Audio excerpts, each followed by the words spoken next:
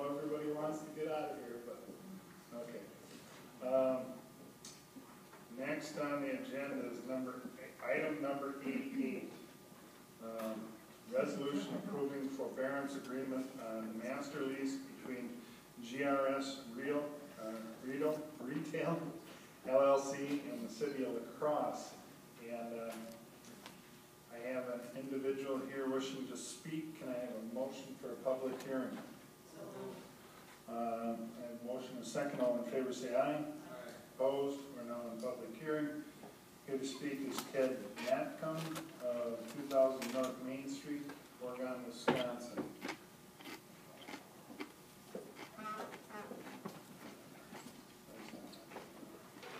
You have 3 minutes, sir. Mr. Chair, members of the committee, thank you for the opportunity to speak today. I apologize for the press that this issue has been given in the paper. It's unfortunate, and I wish it didn't get to that point, but here to speak on the forbearance issue.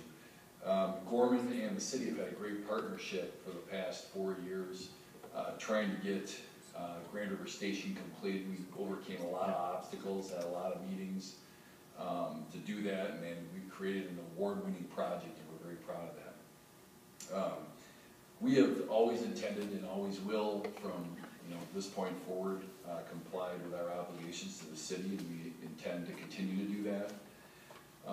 We have these units in Grand River Station, both the market and the affordable units are 95% leased up. Our parking master lease, we pay every single month exactly the way we're supposed to pay that. On this issue, I brought it to the attention of staff in January, and the reason I brought it to their attention was it wasn't an intent not to pay the lease because we couldn't afford it or anything of that nature. It had nothing to do with a financial problem with the company or otherwise. It was more a principle argument that I had that where I saw an inequity unfolding in January.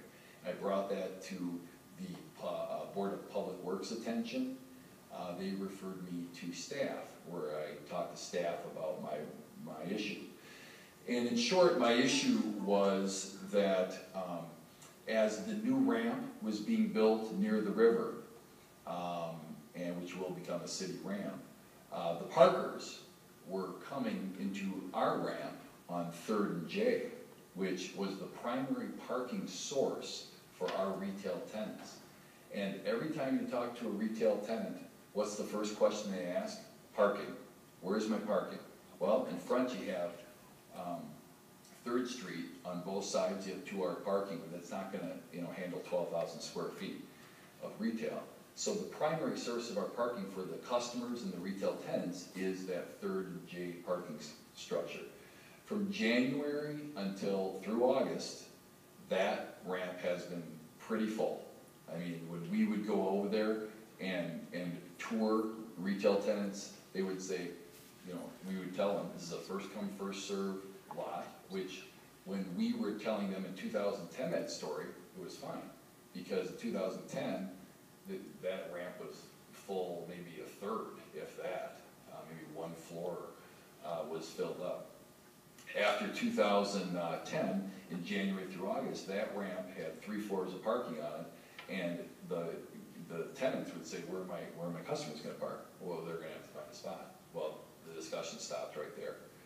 So I asked for a rent holiday or a rent abatement from the time that ramp was being built on the river, because 3rd and J was not really available as a practical option for my retail tenants.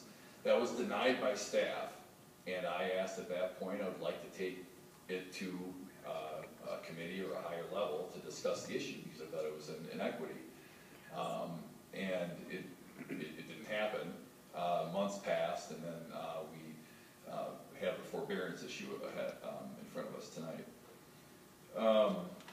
So in short, what I asked for the committee is a discount or an abatement of this rent, which I think is fair based on the circumstances. We're not asking to restructure the deal.